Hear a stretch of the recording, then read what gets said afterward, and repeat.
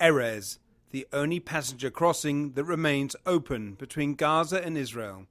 For many critically ill Palestinians, this crossing is a tenuous lifeline. It's a passage to essential medical treatment in Israel.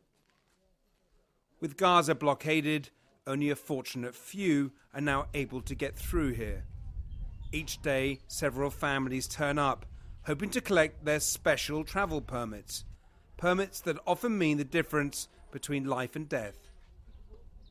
No picture. No picture, please. The Israelis are sensitive about who and what is filmed here.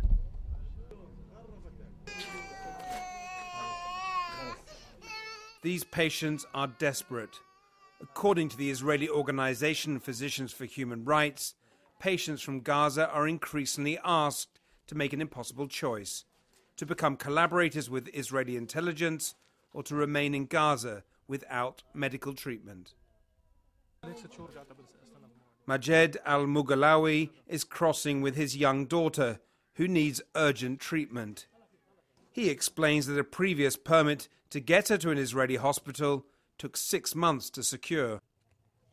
For this family, at least, there's a ray of hope.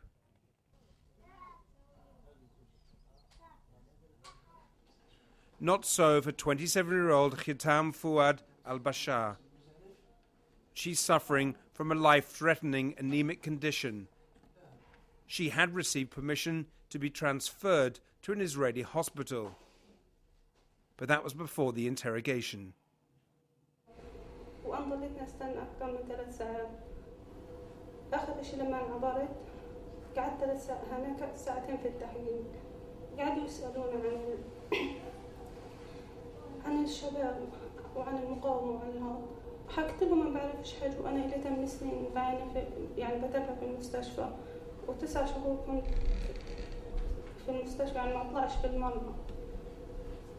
وكانت لما بعثوا لي التحقيق كانت حرارتي 40، وكنت تعبانة وكان دمي 3، يعني ما كنتش أقدر أمشي. وقعدت هناك 2 ساعات عندهم في التحقيق ويسألوني أسئلة وأنا مش عارفة يعني حاجة بالمرة. أعطوني القلم وورقة وحكى أعطينا معلومات عن الفلان هذا وبنعبرك على إيرز عطول بدل ما ترجع يعني على غزة. حلفت له قلت له والله ما بعرف حاجة ولا إشي.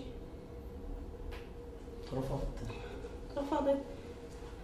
اللي هو مسك الورق قال أنت بتشتغل مع حماس، ومسك الورق وقال لي أرجع على غزة. I asked Khitam about her prospects of receiving the treatment she urgently needs.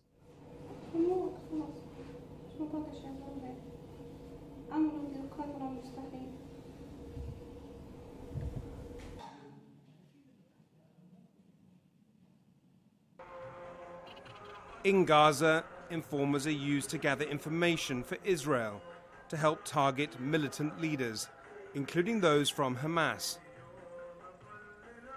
This man, Saeed Sayam, the Hamas number 3, was killed in a targeted operation during the war in January, which likely involved local Palestinian informers.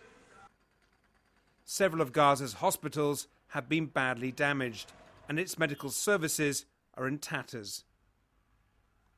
So Palestinians who are seriously ill have little choice but to seek treatment outside, Israel being the best option. Palestinians accuse Israel of playing a grim game with the lives of their sick. Those who dare to collaborate with Israel risk being killed, but to refuse may also mean a death sentence. One man who knows this only too well is Saeed Abu Shamala, who lost his brother Khaled last year. أخوي خالد شاب في 38 من عمره، عانى من مرض انسداد في الكبد. اتصل بيه على جواله وقال له عايزك بكره. فقال له ليش أنا تعبان؟ فقال له اللي بده الحياة بيجي، مش بدك تتعالج؟ فراح له ثاني يوم خالد وبعزيمة وبإصرار رفض، وهو يعرف أن رفضه سيكون إما إن لم يفتح المنظر فسيكون الموت. ما كانش أمامه أي خيار آخر، إما أن يتعاون أو أن يموت. فضل الموت، ليس هناك أي خيار آخر. Wael's tiny baby boy Rajab was recently born with a congenital heart defect. His only hope now is to get an urgent operation in Israel. The family are deeply concerned because another child of theirs with a similar condition died last year. أنا هسه مش متقدم على سوى عمليات بالقلب وهذا فاضطرينا نعمل له تحويله يعني ونستنى إجراءاتها وإن شاء الله بنطلع فيه. We visited this family over 2 days, and on the second morning the child's doctor, Farajat Awida, was confident that they would travel to Israel. And on the phone they tell me, yeah, on the phone they told me that he has an invitation for today. Sometime later, no fax permission had yet arrived. Dr. Aweda again speaks to her colleagues over the border in Israel. They're all in agreement that the child needs treatment immediately. Wael waits anxiously. But what time do they think could be? What time? Wait, I don't know. It's not for sure. Maybe 90% today he will leave the child. We told Wael we would go and wait for them at the border crossing, as little Rajab would be brought by an ambulance.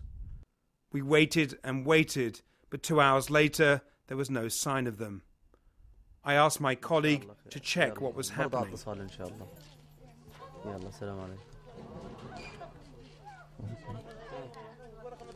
They refused the case. I don't know. They were denied access. They were told, don't come, there is a problem. And they were not told what the problem is.